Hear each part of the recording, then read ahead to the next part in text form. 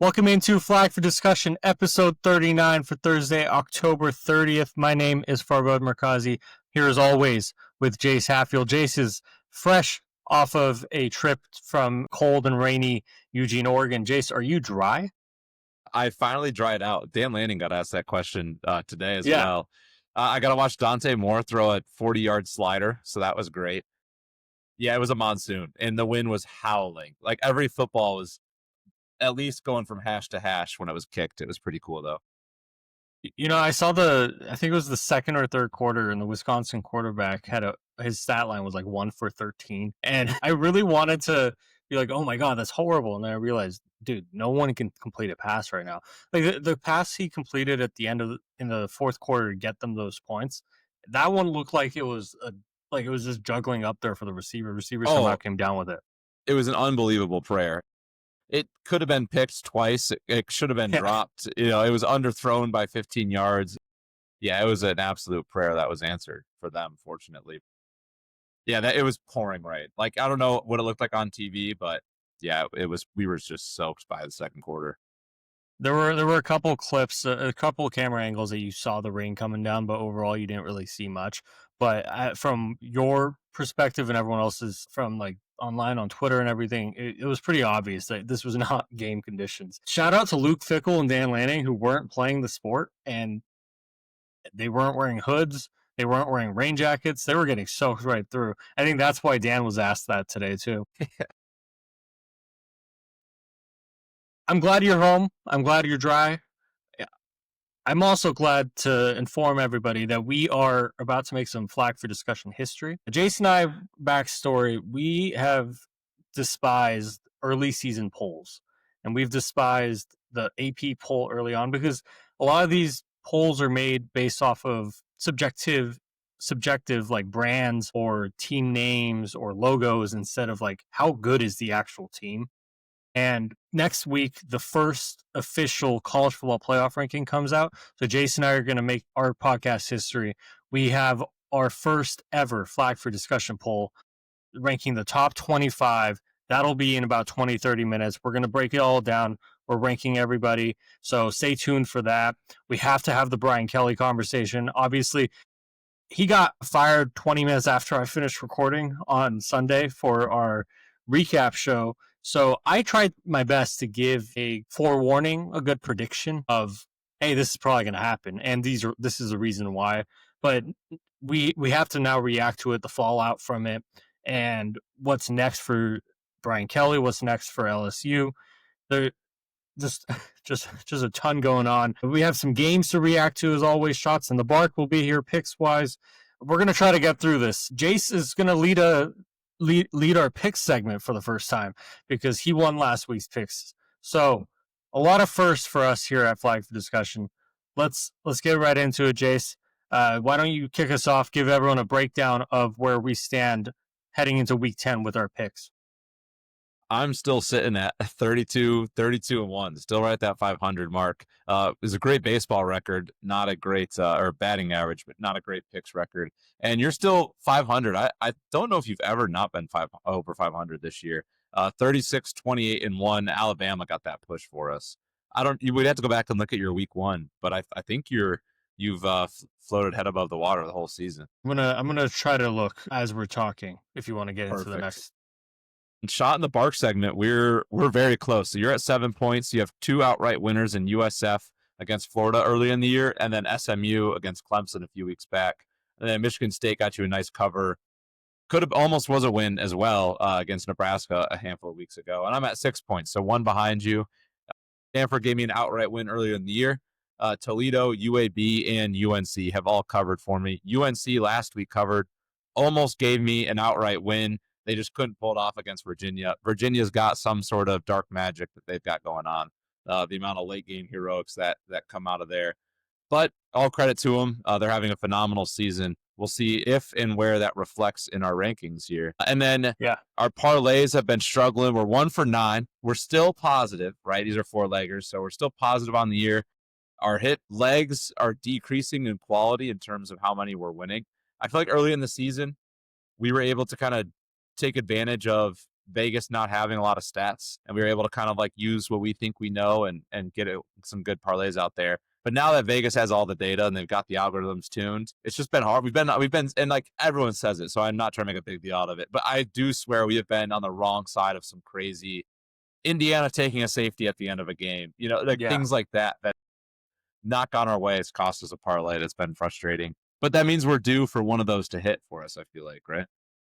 Yeah, that's exactly right. And to answer your question, I started out the season 4-1 when we did 5 games. The next week I went 3-2, so I think I've been above 500 all year somehow. Okay, that's very impressive.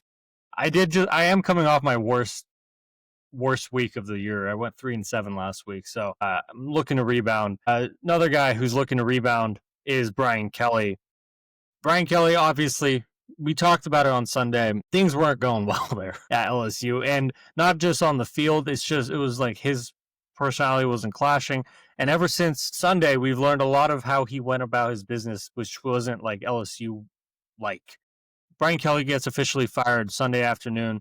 It turns out that Sunday morning he goes into the offices. AD Scott Woodward wanted him to fire his offensive coordinator. Brian Kelly countered that by saying, "Can I fire these people instead?" Or like so and so and so and so and so and so. And Brian and Scott Woodward didn't want that. That led to a contentious argument that reportedly. And then after that, Brian Kelly goes home or whatever he does. He comes back to the office because there was a team announcement. LSU had chosen, instead of just firing the offensive coordinator, let's just reset and start over and go hire a new coach. So, Jace, I want to give you the floor because I gave a lot of thoughts on Brian Kelly on Sunday. Let's go through the whole thing for you. Like, I know you were team number 1 of like Brian Kelly haters, I think, going into the season in general. Yeah, I'm not a big Brian Kelly believer, and I think we've seen exactly why. I don't think he's a good off the field. Like there's always been a lot of character concerns regarding the way he's treated people, the way he's treated reporters, as we've seen, the way he's treated like staff members in the past. There's a lot of negativity has come out in that regard. And then on the field, I just had never bought into him a whole lot as a coach. I think he struggled to win big games. That was kind of the case at Notre Dame. And as someone who grew up in the Midwest, Notre Dame was always good. He was kind of like the James Franklin before James Franklin. And when he got the LSU job, that was a head scratching hire for me. I thought that was kind of a rush. We just need to go get a big name and make a decision. Like you said, same AD that hired Jimbo Fisher. And that was the same situation. It was kind of a washed coach that I thought they were going after the name and not the actual ability and future. So this felt like same scenario. And this is exactly kind of how I feel like I foresaw this ending, in terms of they were going to crash and burn at some point. He wasn't going to be able to hang in the SEC. He's 5-11 in ranked games, which is not great in general. It's really not great when you consider the way LSU, as we talked about, their last 3 head coaches have all won national championships there and have all been well over 500 against ranked teams and have been very impressive. LSU is one of the premier programs in the country, and I feel like in the Brian Kelly era, they've really just kind of been the team known to choke against good teams, the team known to waste an insane Jaden Daniels Heisman season. And this year, they haven't really beaten anybody. They haven't figured out a run game, which in the SEC you have to do.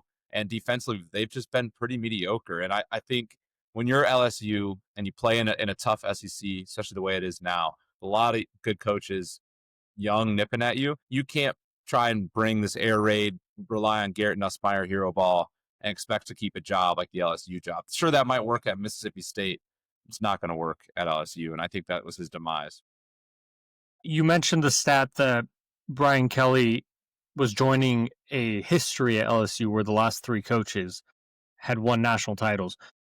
Wait, those last 3 coaches had won national titles by year 4. This is Brian Kelly's 4th year at LSU. He went 10-4 in the first year, won the SEC West, 10-3 his second year, got a Heisman win, but you could argue that team should have won the national title if their defense had any lick of ability to stop anybody. 24, he's forced to fire his entire defensive staff, bring in completely new defensive coordinators, defensive coaches. He brought back a lot of former LSU coaches that he fired when he took the job. Guys who understood LSU, guys who got what it takes to recruit in Louisiana. He went 9-4 last year. 5-3 to start the season this year. His best year was year 1 at a program where all the coaches who've held the position in the last 20 years have won a national title by year 4. The truth of the matter is, like, there's a lot of argument and conversation, and I buy it that Brian Kelly didn't fit at LSU, but Andy Staples said it best. If you win, you fit. Regardless, Nick Saban wasn't from the South when he won a national title there, right? Kalen DeBoer, if I assume he's going to win one at Alabama at some point. He's not from Alabama or the South. He's from the Dakotas. Dan Lanning, if he wins one at Oregon, he's from Missouri. I think the only guy who's like actually like fits there at their position is Kirby Smart because he's from Georgia. Like, the argument like that I made on Sunday, and I asked if you have any thoughts on it, is one of the reasons he got fired wasn't because everyone just thought he couldn't do it at LSU anymore, even if they put in more money or brought in new players or change out more of their coaching staff. It was a combination of bad performance, a bad personality towards the media, and a coach that was never willing to make himself part of the community. And a lot of people might say that's overrated, but to be successful at Notre Dame is one thing. And he was really successful. One of the reasons he got hired at LSU was he convinced everybody that Notre Dame was the reason he couldn't win the big one, that his teams had reached the ceiling that he can't get better players because of the academic restrictions and because of other restrictions there. And so he convinced everybody of that, and everyone bought it, and rightfully so. He was pretty successful at Notre Dame, and everyone said, if you come in here to LSU with all the resources we have, with all the support we have from our fans, you come into a program that's in Louisiana that has all the players within 15 miles. And you're the only competitive school in that state. It's not like you have 4 other programs. Yeah. Yeah, exactly. So like you come here and you have the ability to go hire the best of the best. What he did when he came in, and I don't know if you know the story of like, he just goes dark on like the current staff, the interim staff that was there at that time. He doesn't talk to the people he's hiring. A lot of the people that he hired over the years he wasn't even involved much in the interview process. He fires Tommy Moffitt, who went to A&M and beat him last week. He fires Corey Raymond, their longtime LSU corners coach. He had to bring him back last year. It's just like the inability to get it. The inability to get the fact that like when you come to, it's not the fact that like the SEC means more. That's a commercial. But when you go to a place like LSU, you're not going to go in there saying, I've done it my way for 30 years and this is how we're going to do it. I also have to be amenable to how LSU does it. And LSU requires a passionate guy who's there grinding every day, and Brian Kelly just was not doing. Yeah, there was like a joke that he had played over 100. I don't even know if it was a joke, but the local country club had said that Brian Kelly played over 100 rounds of golf this past year.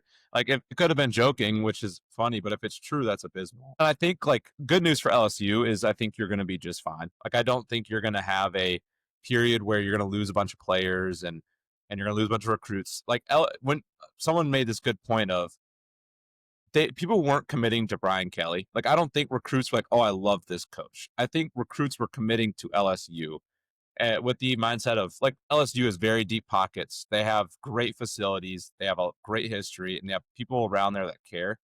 These kids People were want not to be committing to Brian Tigers. Kelly. Yeah, they were not committing to Brian Kelly. They were committing to being a Tiger, to being LSU. So I don't think they're going to lose a lot of their previous commitment, like current players in their roster that were recruited by Brian Kelly. I don't think they're going to lose a lot of their commits. So I actually think this is a really propped up job. And I thought I was going to be in a really good place, even without Brian Kelly. In fact, I thought they'd immediately be better, like this year and moving forward without Brian Kelly. And then the governor of Louisiana had to come in and just kind of tear down that pedestal. I don't know if you have the quote up or not, but the governor of Louisiana, for those of you that aren't familiar, he's the de facto school president right now. Yeah. He kind of came out he was a little fiery, if that's fair to say, talking about the LSU situation and kind of threw the AD under the bus, said the AD is not going to be selecting the next head coach. He just kind of in his fire and in his speech, it was very clear that he has a little too much power or say or cares too much and wants to meddle in what is going on with the LSU football program. And I seriously was thinking, like, right before I saw that, I was like, LSU's actually going to be immediately better without Brian Kelly, and they're going to be better long term. Like, I actually think this is not just, it's not like the James Franklin thing where it's like, all right, we might risk a little bit to then grow. If you're Penn State, like, this was immediately grow. And then he came out and said that, and I was like, what are you doing? Because you just decreased the value of that job. Now, I still don't think if you had them as the number one job that's a job opening right now, I don't know if that it was enough to move them to number two. But here, what Jace is talking about right now is currently LSU doesn't have a school president. So in these moments with high value, like Brian Kelly was probably the highest earning public state employee.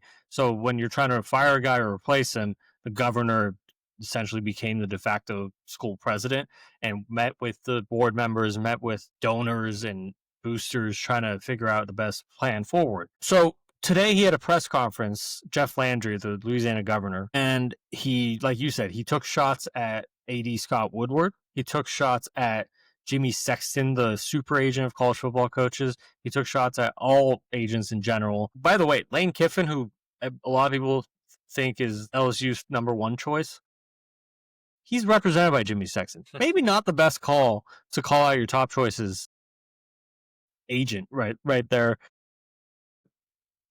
Regardless of that, I don't know if it's enough to push LSU past the number one spot. The thing is, Scott Woodward gets a lot of hate, which rightfully he should, because he hasn't handled everything really well at LSU outside of football. Within football, when he was at Texas A&M, he signed Jimbo Fisher. A lot of people are blaming the $76 million buyout on Scott Woodward, and I was one of them on Sunday before I found out that that was Ross Bjork, the next AD, who's at Ohio State now, ironically, who gave Jimbo the extension that gave him that. And Scott Woodward was at LSU, and he hired Brian Kelly to that massive deal, which turned into this mess. One thing we know from Jeff Landry, the governor of Louisiana, said Scott Woodward is not selecting the next coach. Hell, I'd let Donald Trump select him before I'd let him do it. The board of supervisors are going to come up with a committee and find us a coach. Y'all reporters need to start looking at who represents these people. Woodward's agent, Kelly's agent, the Texas A&M's coach's agent. They all have the same agent. This is ridiculous. It's just, college football is the best because stuff like this happens. But the fact that now we're here listening to a state governor talking about a college football opening, ridiculous. Where would you have this job? I think for me, it's number one still. Where would you have this job in terms of openings? And I have a follow-up to that, but I want to hear your talk. This current of the open jobs, this is number one for me. And it still is number one after, these comments. What changed for me is this went from one of the more attractive job openings that we'll probably have for the next couple of years, just in terms of how well set up LSU is, the brand, everything we've talked about, players, brand, recruiting, location, dominance in your state, everything. I do think, for instance, Lane Kiffin was their number one choice so far, the number one odds. If you look at those. If I'm Lane Kiffin and I'm his agent, I'm saying, okay, well now the price just doubled, and I think Lane Kiffin's a good enough coach that he's probably thinking, I'll stay at Ole Miss another year and see what opens up. Screw LSU, I'm not going there. I think they kind of, any shot they had at making a big splash with the Lane Kiffin, or I know this is not going to happen, but I know there's rumors of Marcus Freeman or Dan Lanning. Any shot that they had on any of those three coaches, I think is gone. All really good coaches can kind of handpick where they want to go. If a job opens and you're an elite coach, you're going to have it. You can get there if you want it. LSU just became, if you're Marcus Freeman, if you're Dan Lanning, if you're Lane Kiffin, and you're saying, well, I have an AD that I really like and that likes me. I also have a program that invests in college football and have good recruits and good players. Why would I leave for a program that now is going to be they don't have a school president. The governor, who is right now kind of acting as that, hates They're going to have an AD soon too. Yeah, it hates the current AD, who might not exist there. And now I know I've got this kind of governor who's willing to blow his lid and speak on my football team. And he's willing to put his hands in the mess. And he's not afraid to blame my agent. Because, like you said, Jimmy Sexton. And there's only a couple agents that represent all of them. Everybody. So if you go after 2 or 3 agents, you're kind of going after the top 60 head coaches in college football. There's a lot of good names who I think that job would be an upgrade for, who would still take it. But I think they ruined any shot that they had of getting one of the top dogs to come over to LSU. I think there are 15 different coaches that could win at LSU if there's alignment. And by alignment, I mean school president, AD, head coach are on the same board, are on like the same page, and are on the same page with their donors and boosters. That alignment sounds like such a boring word when we talk about it, or when anyone in the media talks about it. But alignment is what coaches seek. Alignment is what Dan Lanning always talks about. It's like Dan Lanning with Rob Mullins, with the school president, with the Oregon boosters. They have complete alignment with Phil Knight, and that's one of the reasons they're able to operate so smoothly.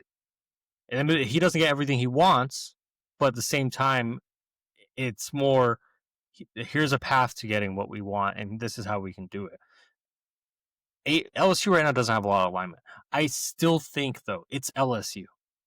And like, there is a reason they've fallen down this far.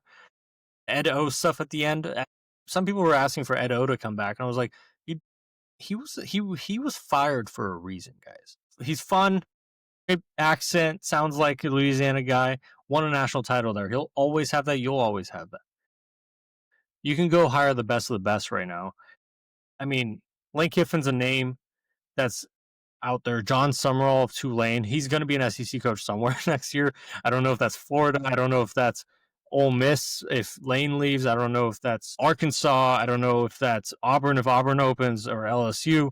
I don't see in a situation, and this might be mind games, in a situation where the Louisiana governor is part of the decision-making process. I don't see a world where they take another Louisiana school's head coach for LSU. I don't see a world where they take John Summerall for the LSU job, because I don't know if there's politics involved there. I'm not from there, but it sounds like there might be something there. Joe Brady, the Bills, if Tulane's a state school or not, because that's why LSU has like the governor intervention. It's not like a federal school.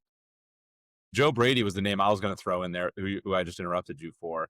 He was the LSU OC on the 2019 team, that national championship team, and now he's the Bills OC. I think he was the Panthers for a year or two in between. Like, Ed O, great coach. I think Joe Brady was the mastermind behind that 2019 team and why it worked so well. Also, when you have, let me just pull out my list of 19 NFL players on it. That helps too. But that's what LSU can build. Like, that is what you look at LSU and say, oh my God, like, you can build rosters of the way they recruit like that. Joe Brady would be a really interesting name. I think he is like next in line in the NFL. Like, if I was an NFL team, he would be my first phone call of a next head coach. I have no idea like if he would go back to LSU, how that works, but that's an interesting one. I have no truth to this. I just feel like right after that national title, he bounced to the NFL. And when Carolina didn't work out, he went to Buffalo, and Buffalo's working out now. It feels like a guy that, not that his dream was to only be an NFL coach, but a guy that's like, oh, I can do the same thing, but coach better players theoretically and not have to recruit. So maybe he'll consider, especially when you get SEC money that's life-changing and you can get paid $10-11 million. The funniest name I just saw on Hotboard, I'm looking at it, Jimbo Fisher. If Scott Woodward were involved, he would be part of it. This is also a really interesting cycle because there's a lot of names that are like rumored for this job. Kenny Dillingham, Clark Lee of Vanderbilt, Jeff Brom, Louisville. All three of those guys are at their alma maters. All three of those guys are at our home. So how special is the LSU opportunity that, like, you can take what you're doing right now and probably win a national championship at LSU versus, but you're home. You know, Kenny, I can't see ever leaving ASU. Jeff Brom, he left Purdue to take the Louisville job. There's a number of coaches out there. I think I think any of the top 15 coaches can win at LSU if there's alignment. Because when you are a good college football coach, not that Brian Kelly almost took that job because he saw the paycheck, I think. Like, I think he was probably, he walked in there saying, I'm going to do it my way, the Notre Dame way. I don't need to put in extra hours. And at LSU, you do. You need a guy that's going to win the press conferences. In the NFL, you don't need it as much. Like Dan Campbell, you know better than anyone. He was kind of funny in his press conference, but didn't win it for everybody. But he was given time to let it ride. In college football, your guy needs to win press conferences because that also shows his ability to recruit and connect with people. I have a question for you. Does LSU opening up change Auburn, Michigan State, or like any of the other schools who have quote unquote coaches on the hot seat? Because right now, if you are going to fire your coach, we've mentioned LSU already. We've mentioned Florida. We've mentioned Penn State. We've mentioned Arkansas. Stanford's open. UCLA's open. Virginia Tech's open. Even though Virginia Tech sounds like they might be hiring James Franklin. There's a number of Florida State might open. If you're Florida State, Auburn, Michigan State, are you now incentivized? It might be a loser mentality. Are you now incentivized to like, maybe we'll give it a year because right now we're like the 8th best opening and we want like the 3rd best candidate at least. I would think so. If you have like a name in mind, let's say Michigan State has some small OC that we've never heard of on their radar, then probably not. They're probably like, okay, let's go get our guy before he gets discovered.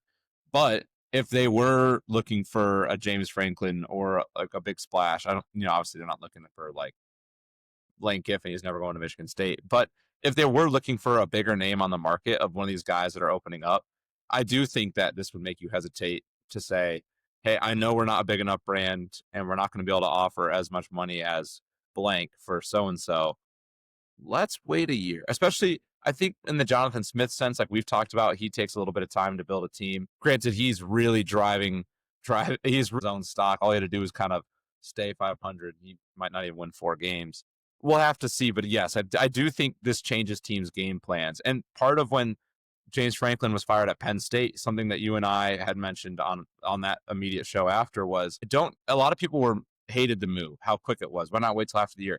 The reason why you don't wait till after the year is because you get to be the one to set the tone. And now if you were waiting for the end of the year, like you said, if you're Michigan State or if you're Auburn and you wait too long, you become the 13th job I've thought about if you're a head coach. And at that point, you're just kind of an afterthought. People have put so much time and energy in deciding between these 3 programs that have been open for a month that when you come and open up, it's going to be really hard for you to jump those other programs in their mind and bring them in without some crazy paycheck, which, as we're learning with coaches, is very dangerous. And teams got too willy-nilly with them. And we're seeing the SEC right now. We're seeing it, all these big buyouts, and let me just pay the big name coach all this money. We're seeing the repercussions of that now with these crazy buyouts because these coaches aren't panning out. Yeah. I think Florida State might still open. I think that situation with Norvell might have run its course. But I also think because of all the openings, Norvell could be right back as a head coach somewhere else in 3 months. I agree with you. I think Michigan State might opt to hold on to Jonathan Smith for at least half of next season. If they're doing well next season, keep him. If they're not, then that's time. But I'm just the first job, Be the first fire if it's not exactly going well. Like in my head, I was just thinking like, okay, now imagine you're Arkansas or imagine you're UCLA. How do you convince someone when, if they are the best of the best, they have to deal with LSU, Florida, maybe Ole Miss, Penn State, and whoever else gets poached that's all of a sudden open. If Jet Fish takes Florida, Washington opens. That's a good job. I don't think we don't have to ever be worried about Dan Lanning leaving, but let's say he does. Oregon all of a sudden is a huge job. Like Matt Campbell leaving Iowa State. Sorry, Logan. That becomes an intriguing job. At that point, it's almost like if you're not forced into a coaching change, might be soft, but maybe don't force yourself into it. Anything else on Brian Kelly, Jace? No, I think the last thing I was going to say is this is going to prove to us the ADs that are like good ADs that can separate themselves as the elite of the elite and build programs, and the ADs who can't. Because if you remember the Lincoln Riley, Dan Lanning cycle from 2021, that was another cycle where we had a crap ton of big name jobs open up. And we have seen the progression of these programs over those years.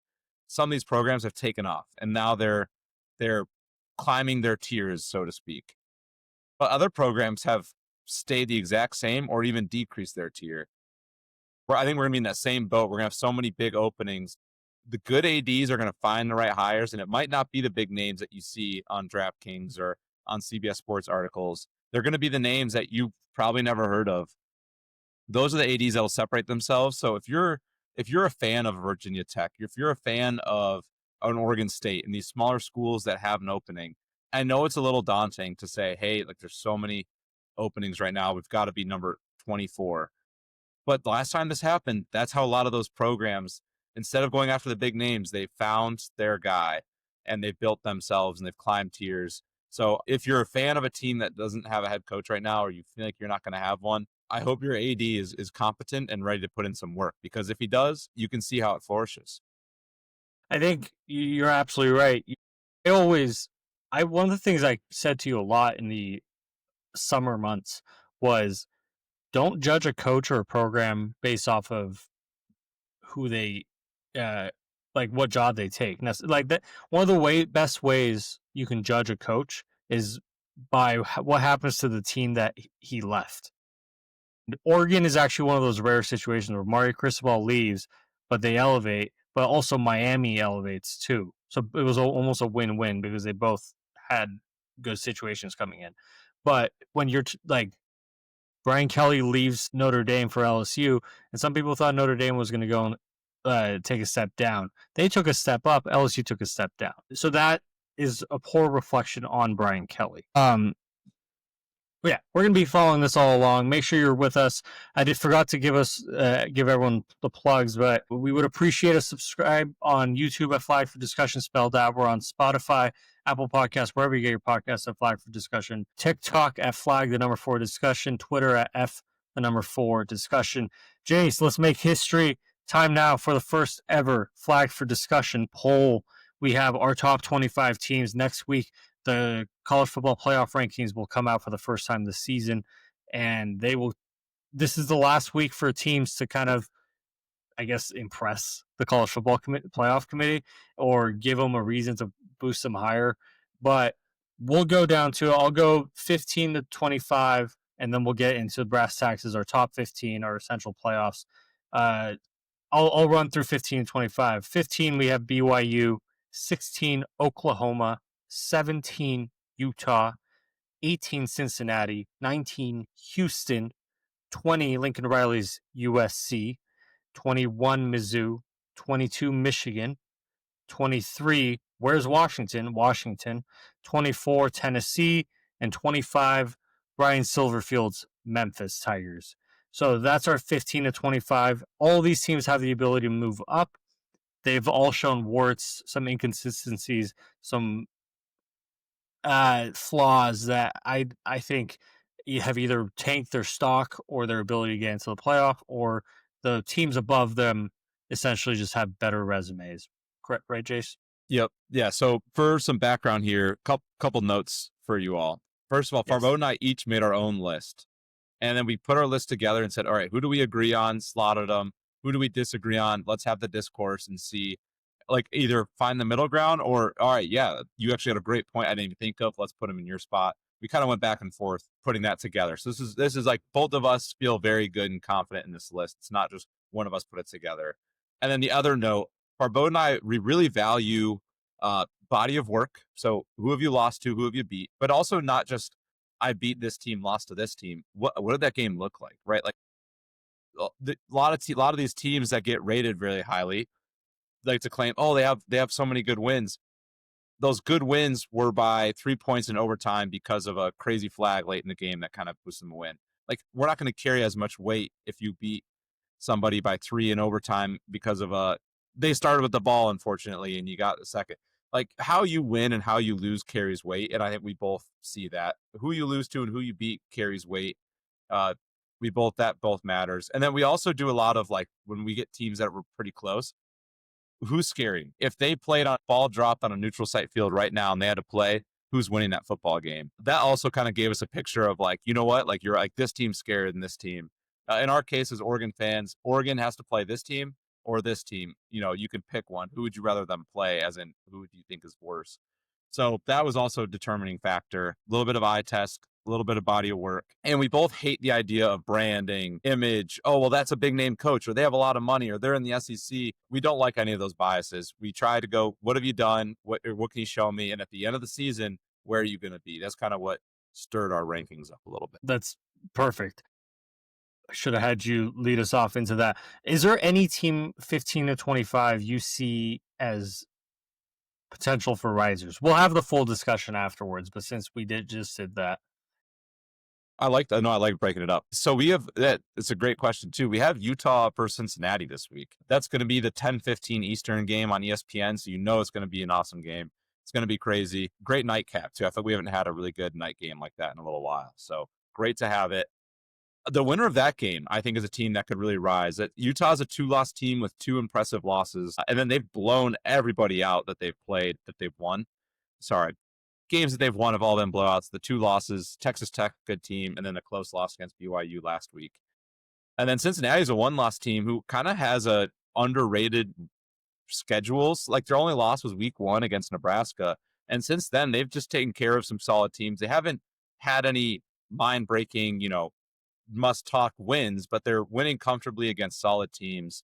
I think the winner of that game gives himself a ranked win, also puts them on a step up in the Big 12 race, and is a potential team that we see in the playoff. So that's one I'm really excited about. And then I think number 20 USC is pretty frisky this year. That Notre Dame game, unfortunately for them, was pouring rain. I think that, didn't play into their hands. That's a darn good football team that still has to play Oregon and Eugene. If they get a win there, that also puts them into playoff contention. They're not out of it yet. I think they're not being talked about. I mean, USC's every game they have for the rest of the season, even considering they go to Eugene, I think that's a tough place for them to play, and probably they won't be favored by anything at all. Oregon's probably going to be favored. We're probably going to pick Oregon to win that game. In saying that, they got Nebraska, Northwestern, Iowa at home, Oregon, and UCLA. There's a chance they go 5-0 in that stretch. There's a chance they go 4-1. I mean, maybe Iowa bullies them and they go 3-2, but USC really has the possibility to boost up to top 10, top 12, and suddenly make a case for themselves to be playoff bound. I think Washington's right there too. Mizzou lost their quarterback. I don't know. This might be a little hard. Tennessee's way too flawed on defense, in my opinion. Houston's been really consistent. I don't know if they have the extra gear. Same with Cincinnati. BYU's really good. I have a problem. I have a hard time boosting up a true freshman quarterback like that, even though he's been pretty solid this season. And they've been one of those teams that, yes, they have a lot of wins, but they are all by close games. They had to come back in. They didn't look great in them. So that's also a team that, they're undefeated, but the eye test isn't all that impressive. But they're winning, so we did give them credit. All right, let's get into our top 15. Do you want to give everyone a rundown of, until 7? Yeah, let's do it. So I'll go 14-13. First 2 teams out of the playoff for us is Iowa at 14, Notre Dame at 13. Notre Dame has 2 losses. I think they're the highest 2-loss team for us. They will move up as other teams lose. I think they're going to win out. So this is not us saying they don't deserve to be in the playoff. Just right now, the body of work. And then 12-1. Here's our college football playoff. The season ended today. Number 12, the Louisville Cardinal. Number 11, Vanderbilt. 10, Ole Miss. 9, Oregon. 8, Georgia Tech. 7, Texas Tech. 6, Miami. 5, Georgia. 4, Alabama. 3, Texas A&M, 2, Indiana, and number 1, the defending national championship champions, the Ohio State Buckeyes. I want to point out one thing. We didn't do this bracketology style and go through this and be like, all right, so this team wins the Big Ten, they get this seed. So our top 12 isn't by seeding, and it might not even have the right amount of Big 10, Big 12, ACC teams in there. But this is the 12 teams we think essentially can win the national title. These top 12 teams. I think the national title winner somewhere in there. The number 1 and 2 were pretty obvious. Indiana has made a really good case that they should be number 1 this season. Until Ohio State gives us a reason, they're the defending national champions. They look dangerous as hell this year, replacing a lot on defense and a lot on offense, including their quarterback.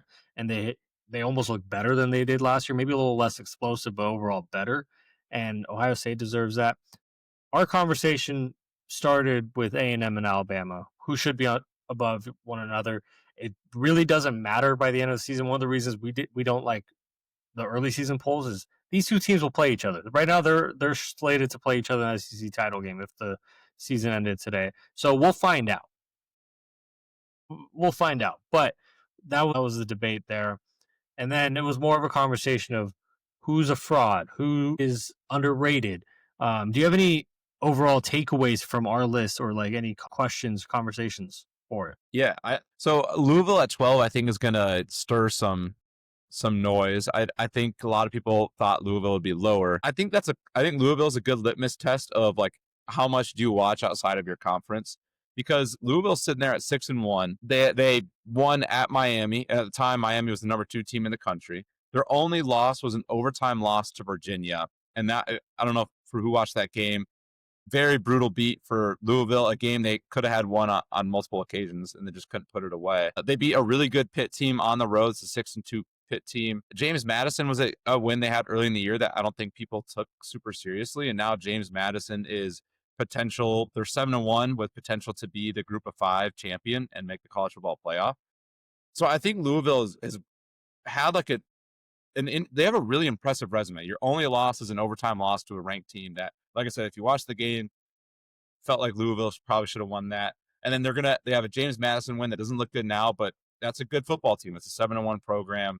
They beat them solidly. They beat Miami, which is a big one, and they've taken care of business. At Pitt is an impressive win. That's a team that I think has actually put together a good season. And Miller Moss is a good quarterback. They have good players. Jeff Brom's proven to be a good coach before. He's played in Big Ten championships. Granted, that was he took Purdue to a Big Ten title game. Yeah, this is a good football team. And I thought we both felt that they deserved to be at 12. We'll see how long that lasts and if they can, continue. They played Virginia Tech, Cal, Clemson, SMU, and Kentucky. That Clemson SMU 2 games is going to be kind of what makes or break their season. But that was a team I liked. And having Notre Dame at 13, I think Notre Dame is better than 13 in the sense that like they'll be above that by the end of the season. And I think that there are not 12 football teams particularly better than Notre Dame if they all lined up right now. But if I have to look at the body of work and I have to look at what you've done and what you have not done, they have not won the big games. They beat USC and that was a good win, but like we said, it was pouring rain there. That definitely played in the hand of the home team, Notre Dame, for them. I want to see a little more out of them, but I think that's probably the best team outside of the top 10. Vandy's a team. I'll jump ahead with the question that I'm going to come back to you here. Vandy is my team at number 11 that I'm going to call as I think they're pretty fraudulent. I think they're a great story. I think they're a lot of fun to root for. I don't think they're all that. And I think if you line them up like against all these teams above them, I think they would come away with a pretty bad record, as we've seen so far this year when they're playing good teams. I'm not as high on Vandy as a lot of people. I think I love the story. It's cool. I'm happy for them. But I'm separating the story from the football. I think the football is not quite as good as the story, unfortunately. So I'm getting a lot of hate for that. But that's my fraudulent team. I don't think you're necessarily wrong. I don't know if fraudulent is the wrong word. I think that's where you start debating overrated. And at that point, like, we're rating them at 11. We're not telling you that they're better than Georgia. We're telling you they're better than Houston. And I think at that point, you can argue that they're in a fair spot. Maybe they should drop down a little bit. But you're absolutely right. I think anyone who thinks Vandy's going to go off and do really special things in the playoff, would you rather, Oregon Vandy game, who'd you take? Ole Miss Vandy game, who do you take? Texas Tech Vandy game, who do you take? A&M Vandy game, who do you take? I think that's where it crystallizes a little bit on Vanderbilt's reality in this season. Yeah, I agree with you. Like they didn't look that Alabama game as we predicted it perfectly. Vandy would hang in there for a quarter and a half, but come crunch time, Alabama's just a far better program, and they ended up winning 30-14, right? LSU, it's a cool win. They won by 7. That's also like one of the closest LSU games LSU has had in the SEC. Missouri, Bo Pribula gets hurt and didn't play in that game. They win 17-10. It was a gutty win, 17-10. It wasn't a super impressive one. It's a Mizzou defense that has given up a lot of points this year, especially to good teams. It was also a Mizzou team that didn't have Bo Pribula, and you could argue if he plays 4 quarters, can they score one more touchdown? The answer could potentially be yes, and then that's a whole different game. I want to see it from them first. They don't have that big win that really made me think this is the team. Like the way that I think the media energy is giving them, especially Diego Pavia Heisman campaign stuff. I love the kid. We got to stop with that Diego Pavia for Heisman until he throws for over 200 yards in an SEC game. You watch him, then you watch Ty Simpson. Diego Pavia, great kid. I love his mentality. I love his energy. He's fun to watch. We got to stop the Heisman propaganda from him too.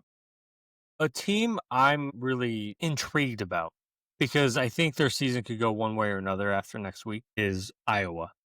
Mm-hmm. Iowa, we have them ranked at 14. They are unranked right now in the AP poll. Yeah, that's just dirty work by the AP poll. Ridiculous. They've lost 2 games this year. They lost to Iowa State by 3, which rivalry game, weird things happen. You can kind of write that off. They lost to Indiana by 5, and Indiana sitting there as the number 2 team in the country. They have taken care of business outside of that. I'm not even talking about UMass. Of course, they beat them. They beat Rutgers by 12. They shut out Wisconsin, beat them 37-0. They beat a James Franklin-less Penn State team by 1, and then they just destroyed Minnesota 41-3. Next week, they get Oregon at home, and then they have on the road USC. If they can win both of those, they're playoff contenders, and they're scary. If they can win one of those, then you have a real conversation about them maybe being an at-large spot position for the college football playoff, because they have Michigan State and Nebraska to finish the year. So you're probably talking about a 10-3 Iowa team that it hasn't been perfect offensively, but it's nothing like the past where they just haven't had a pulse offensively. They can score the ball, but they are just going to be as old school as possible with the run game and try to play defense and field position as much as possible. So that is a team that I think has potential to rise. It's scary. In a similar boat, I think Oklahoma has potential to fall. Do you have any team before we talk about Oklahoma? Let me go. I think a team that has potential to rise. I liked your Iowa pick. I said Utah, Cincinnati, the winner of that. No, I'll let you go. I like where you're going to go with Oklahoma. I think that's the next topic here. Oklahoma is 6-2. They're 2-2 in the SEC. They play Tennessee on the road this week. They play Alabama next week. They play Mizzou November 22nd, and they have LSU. Who knows what LSU, to be honest with you, will look like by the end of the year under the new staff. Maybe there's better vibes there. Maybe there's something firing their offensive coordinator and Brian Kelly comes out, because we never doubted the LSU talent. We've always said that Caden Durham and the running back room is really good. Garrett Nussmeier was one of the top quarterbacks projected to be drafted next year. They have a good defense. Like, realistically, I don't think this will happen, but Oklahoma might be looking at an 0-4 stretch to end their season. And I came into this year extremely high on Oklahoma. I think we both did. John Mateer has not been the same quarterback since he came back from that thumb injury.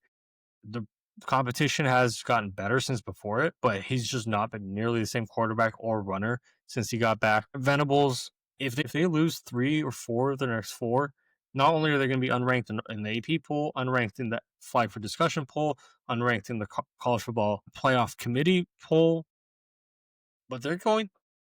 Oklahoma might open in that stretch. Venables, people forget how much of a make or break this season was for him.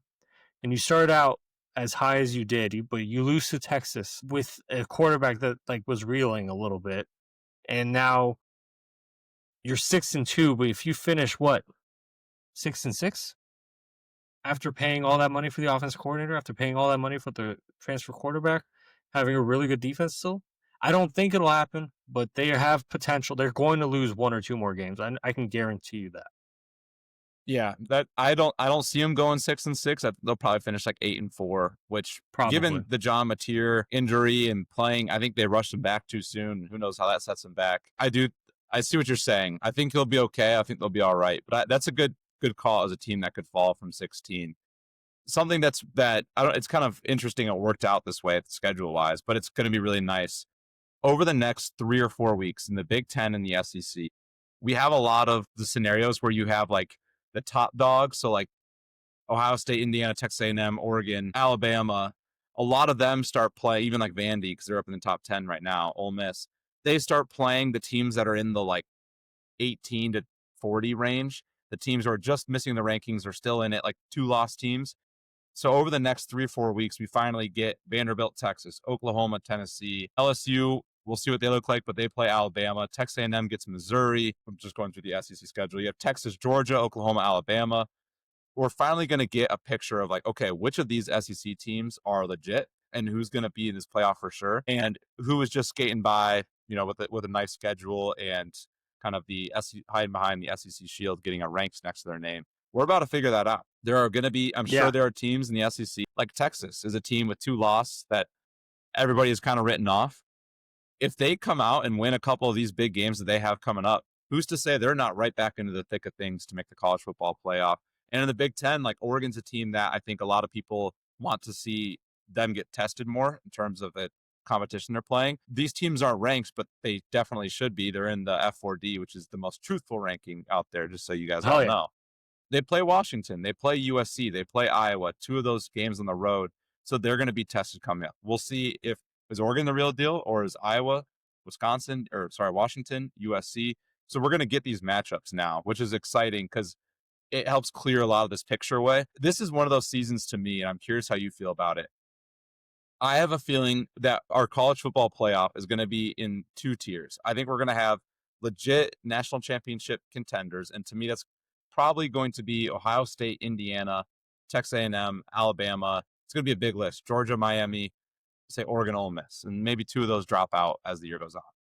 2 tiers. And the second tier is going to be thanks for coming, but once you play Alabama, you're screwed. Once you play Ohio State, you're screwed. Last year, I felt like there was like 4 tiers of teams. This year, I feel like there's just 2 tiers. That's a great question.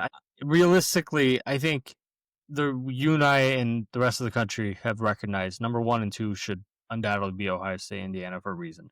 They have not only shown they can beat teams,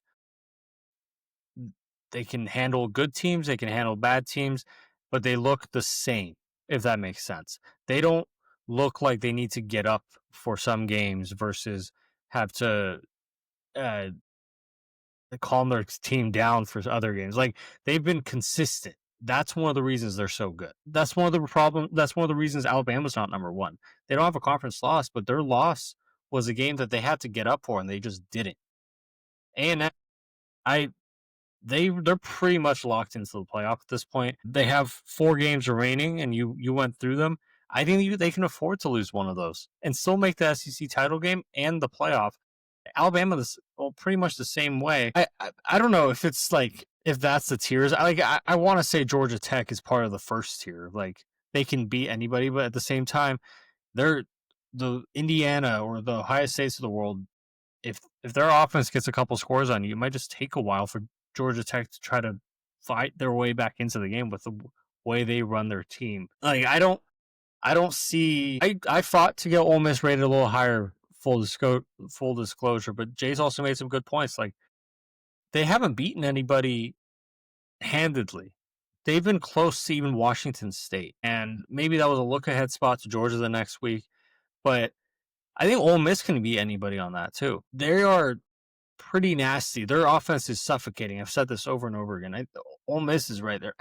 That's one of the reasons I think maybe it's getting proven wrong with Indiana and Ohio State. But we went into this year saying there's no perfect team.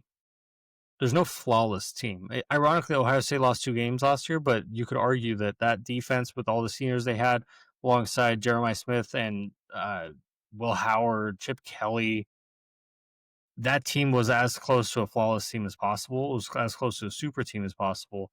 So they were probably going to win games once they got into gear. There's no team that's like that. So I think any team can beat anybody. It's just you're right. There's probably a couple tiers that are like these are the favorites. These are the ones that are going to go to knockout, drag out fights in the playoff. And these are the ones that like if you were seeding it up as a head coach of Texas Tech, you're like, man, I hope I get Vanderbilt compared to I hope I get I don't know Ole Miss. I hope I get BYU instead of A&M. You know, like Yeah. there's other there's that's a way to I guess answer that part. Is there any top 5 team that's like a lock or that might fall for you?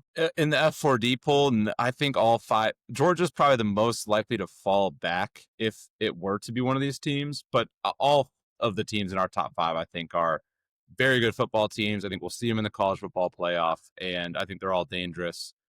Miami, I would even extend that to 6. I really like the way that they play. They might not be locked in, though. That's the only issue. Miami is an interesting team. When you get Miami at their best, I think they could be anybody in the country. But we've also seen versions of Miami that look very pedestrian, and that maybe it'll break into 3 tiers this year, and Miami will fall into like the could beat anybody but could lose to anybody tier. Last year, I remember. Sorry, not to harp on our poll too much. We probably got to keep moving. Last year, I remember when we were looking at it saying, okay, these are 2 teams that I really want this path. These 2 paths are like, and this is the path I really don't want, which made me think of like 4 tiers. This year, whenever I look at it, I'm like, there's really only like a couple teams that I can definitively say, oh, I want them. But everyone else, I'm kind of like if you get their best punch, that's a pretty damn hard punch. Like, Ole Miss is a team. You get their best punch. They're, like you said, they can score. They can do anything on the football field offensively that you could ask for. That's not a team you want to play when you're getting their best punch. But at the same time, if you get a random off day from the offense with their defense, you could probably beat them by 20. So this year, there's only a couple teams that I'm really like, oh, I want them. Everyone else, I'm kind of like, you're pretty scary, when you play your best brand, which makes for a very fun end of the season and a very fun, hopefully, college football playoff. Yeah, keep it with us. We're going to be updating this poll every week until the end of the season. We might even get into the point where we start doing a little bit more bracketology and be like, okay, this team's coming out of Big Ten, so they would be ranked here. This team's coming out of the SEC, they would be ranked here. Right now, we just wanted to get our top 25 teams on board on paper for you. Jace, let's get into Shot in the Bark, and then let's do our picks and call it a show. Shot in the Bark, as always, every week, Jason and I pick an 8.5 point underdog in their games. If they cover in their game, we get 1 point. If they win outright and cover, we get 2 additional points. So we said at the beginning of the show, I'm sitting at 7 points. I've had 2 outright wins and 1 cover. Jace is sitting at 6 points. I think you've had 1 outright wins and 3 covers. You had the first cover last week. I'm going to invite you. You had the cover last week. I'm going to invite you to give me your Shot in the Bark first.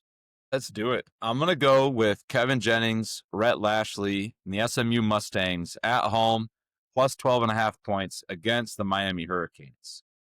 Miami had a really slow first half start against Stanford last week, 7-7 halftime. Ended up, they ended up 42-7 or something like that. So they turned around very quickly. SMU's a better team than Stanford by a large margin. If Miami starts off slow again, I think SMU can give me a cover here. I also think Rhett Lashley's a good enough coach to keep it close with Miami. I do think Miami bounces back. I don't think Mario Cristobal is going to take a bad first half against Stanford lightly, but I think SMU can give me a cover here. This was more of a cover than an outright win pick for me. You forgot the main reason that this is actually a great pick for you. This is the first game Miami's playing outside the state of Florida this year. Seriously? I like my pick even better now. They played at home against Stanford. They played at home against Louisville. Went to Florida State. Played at home against Florida. At home against South Florida. Then they played Notre Dame at home. They didn't leave the state of Florida until their first game of November 1st against SMU, where they're going to Texas. I mean, Rhett Lashley is a good enough coach. That team's strong enough to make that thing a competitive game. The concerning stat, I think SMU is like second to last in the country in pass yards allowed per game, where if Carson Beck and those receivers do get any bit of rhythm, it might spell trouble. But SMU is also Good game out of him. Yeah, but SMU's also like made some big plays, turnovers, sacks. They've kept themselves in the game, so that's a good pick. My shot in the bark, Kentucky at Auburn. I don't have nearly as much analysis as you. Kentucky just finds a way to be like a thorn in the side of better teams than them, and I'm not even thinking Auburn's that much better, but they're definitely not 10.5 points better than Kentucky. In my, I don't know what their They rate feel is. even to me. Yeah, they feel simple, and Kentucky's played really close games against Georgia over the years. Kentucky's played really close games against like a lot better teams, and this might be a Stoops masterclass of like keeping it close and finishing 20-13 and losing that game, but getting me the cover. So I'm going for the cover as well. You need a cover to tie. Let's get into our 10 picks for the week. This is obviously the segment that we've been tracking all season. I'm still in the lead. I have a 4-game lead, but that shrunk since last week by 2 games. I had a 6-game lead before that, and then I had a really bad week picking. So because of that, Jason, I'm going to hand the ball to you. I'm going to let you pick all of our games first. Why don't you go in with the first game? All right, game number 1. I'm going to pick. So we're doing Vanderbilt at Texas. Texas is 2.5-point favorite. This is Saturday at noon Eastern on ABC. I know I was talking how they could be fraudulent, but I think they got one more in them. Give me Vanderbilt plus 2.5 against Texas. I might be crazy. Texas might be playing their backup quarterback. I want to bet that they found something in the second half against Mississippi State offensively last week, because they were down 38-21. They scored 17 to come back in desperation mode. Maybe they found something. I'm gonna take Texas to win and cover this game. This is at home.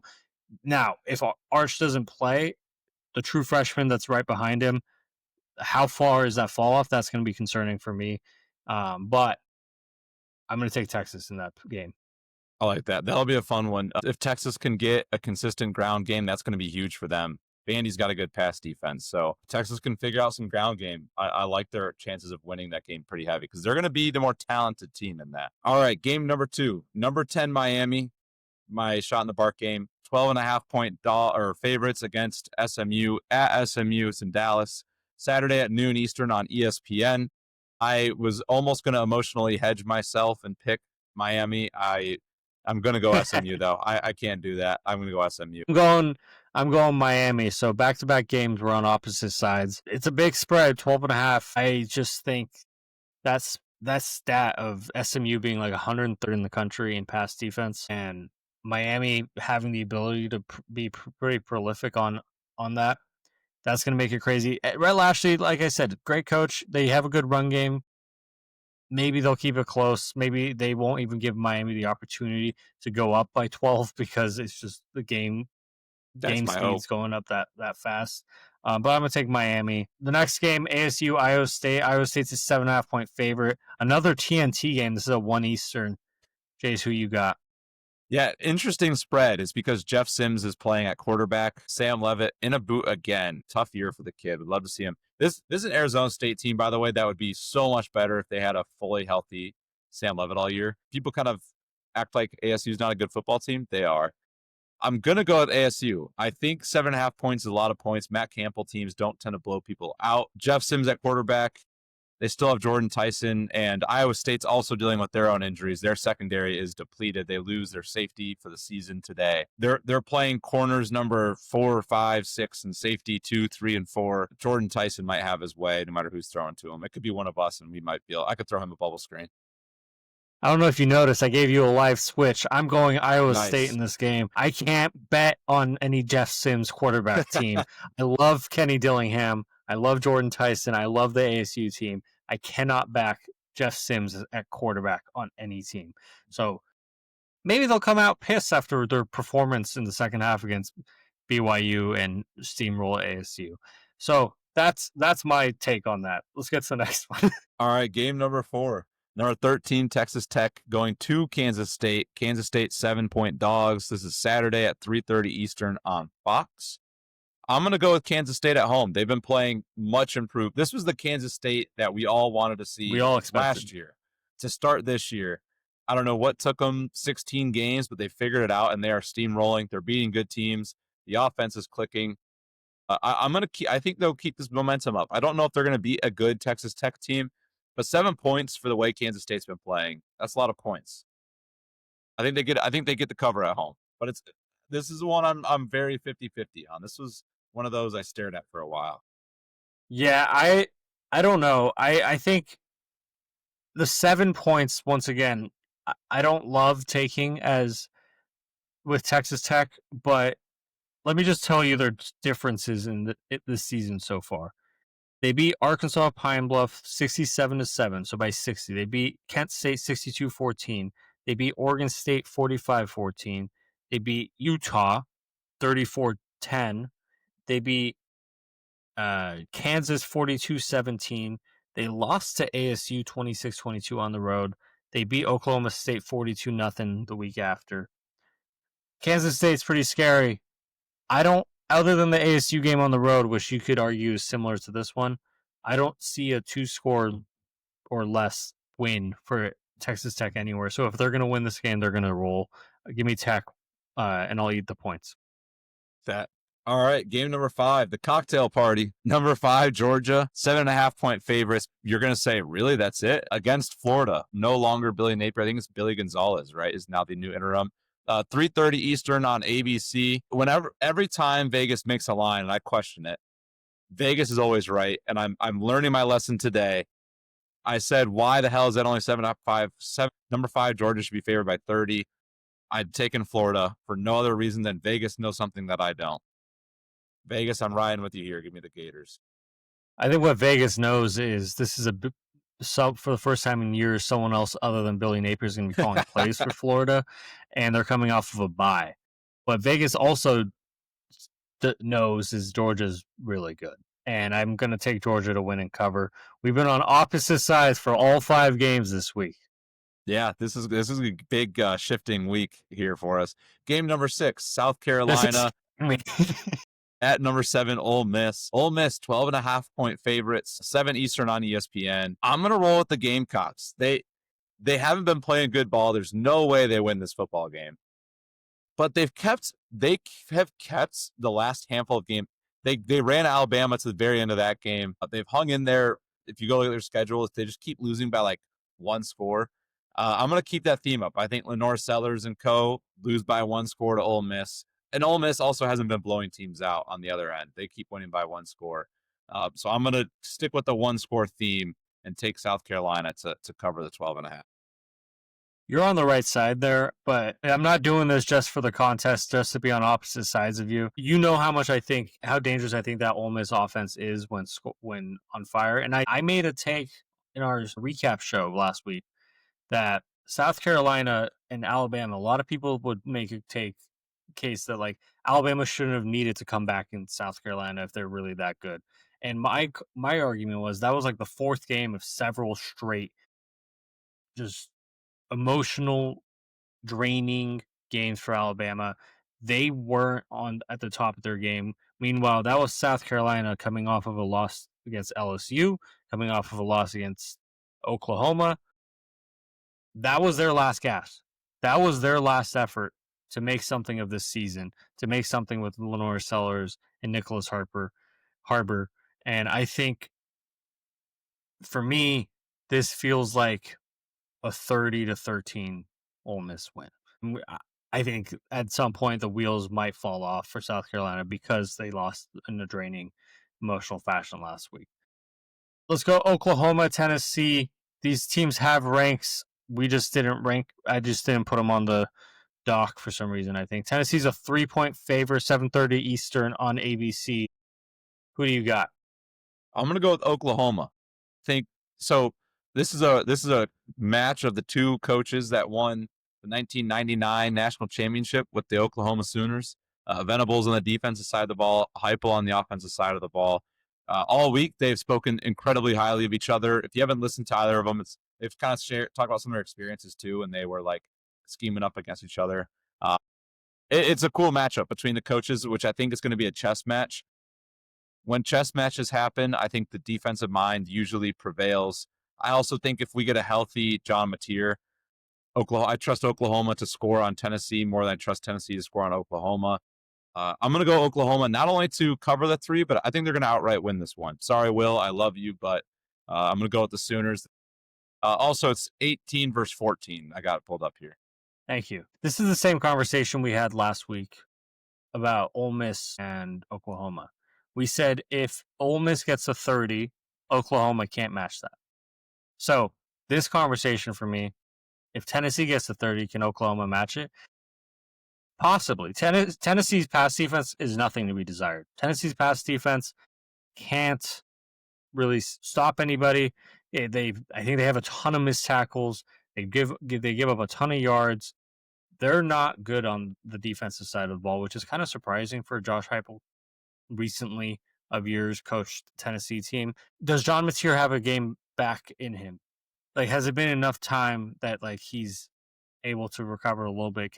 That he hasn't run the ball very well. He hasn't thrown the ball very well since he came back from injury. I'm going to bank that those big receivers for Oklahoma are going to break one, are going to get downfield, and John Mateer is going to hit them.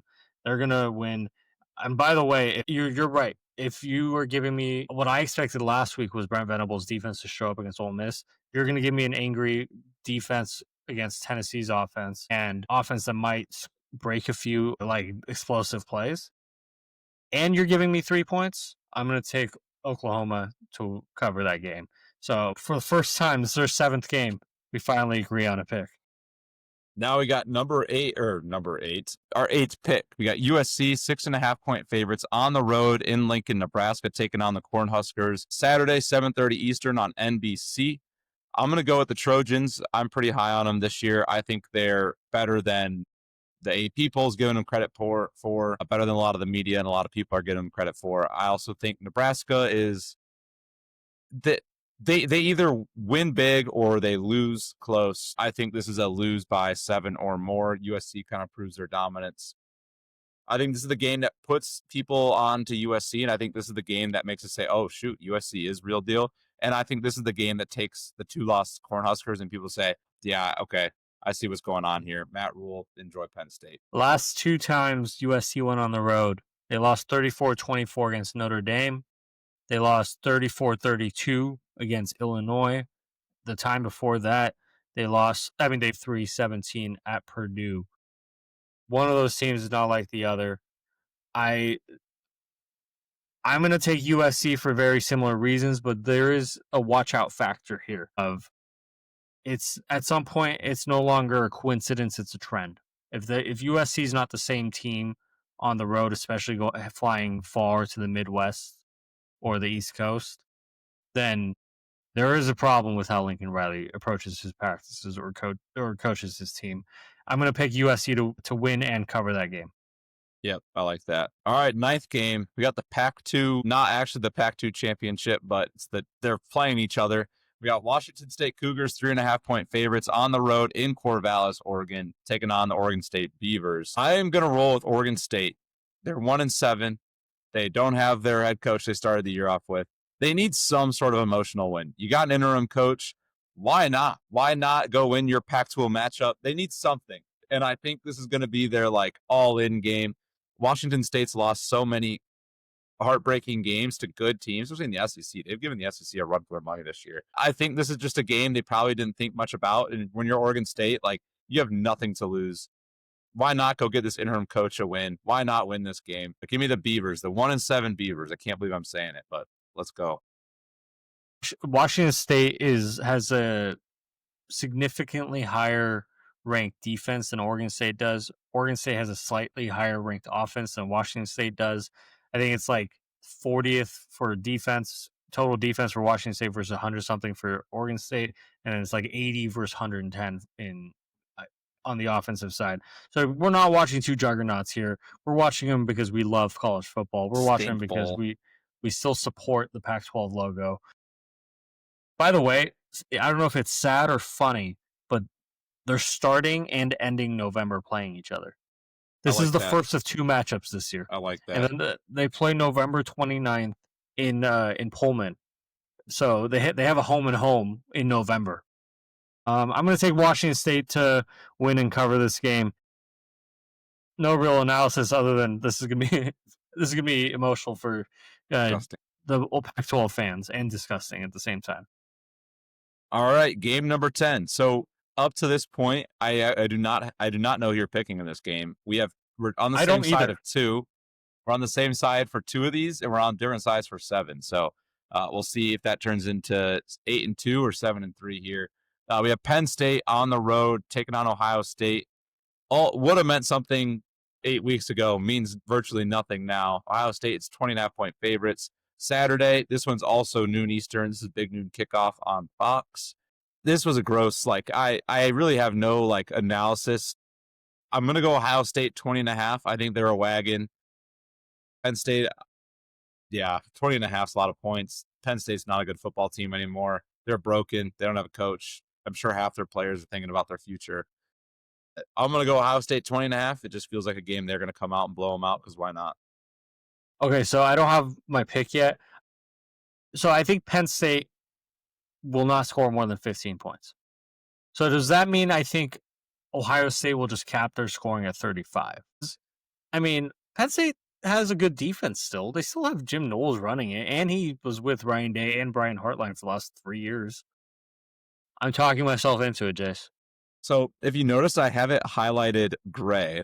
I had picked Penn State originally, and then I talked myself into Ohio State, so I highlighted gray because I feel like whenever I make a pick and then I flip on it, the flip is always wrong. So I'm going to start tracking my flips. So that's what that gray is. I know Ohio State's the side, but I'm talking myself into it. Do it. Okay, Jace, congrats to you. I think you're going to be leading in the picks next week, because we're going to be differing on 8 different picks, or I'm going to take a massive lead, or we're going to be 5-5 again for the next couple of weeks, and we're going to have to rethink everything. I'm going to take Penn State to cover, not to win, and you're going to like it. I do like that. All right. Sorry, go ahead.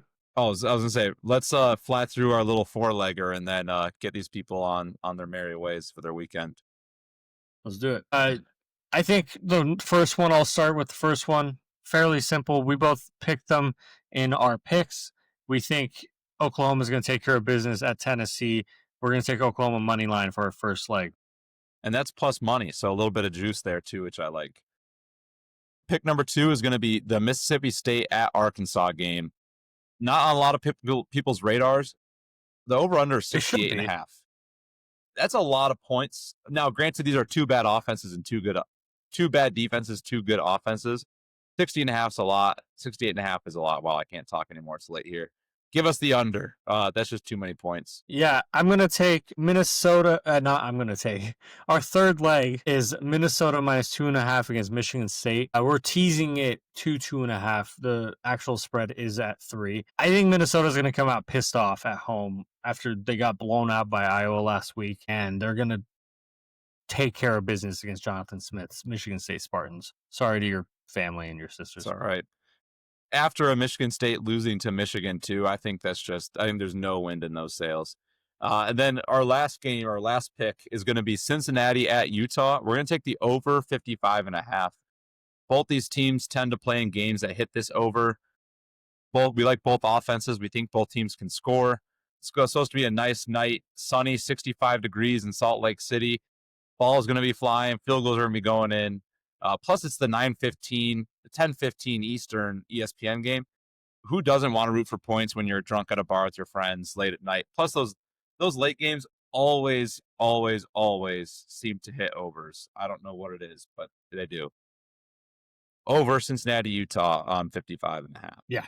So that's our 4-leg. I guarantee that I can't guarantee these will all hit, but I think it will. Jace, one more pick for you this week. Toronto just took a 3-2 series lead over the Dodgers. They're heading back to Toronto for Game 6. Who wins the World Series? Is Yamamoto pitching tomorrow? Give me the Blue Jays in Game 7. Blue Jays in 7. Come on. I like that pick. I'll be right there with you. I think if it happens in 6, we'll be a little disappointed because the 7 is right there. Yeah. That's not our sport, but you know what? The World Series is going on. It's been a hell of a series so far. It's actually been a lot of fun to watch. It's been a great series. Another thing that will be fun to watch is all these games on Saturday. And one more thing that'll be fun to watch is our podcast every week. You can find us on YouTube at Flag for Discussion spelled out. Make sure you're listening to us. You can listen to it. It'll be just as fun at Flag for Discussion spelled out wherever you get your podcasts, Apple Podcasts, Spotify,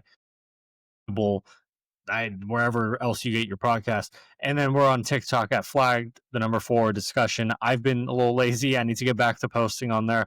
And then Twitter at F the number 4 discussion.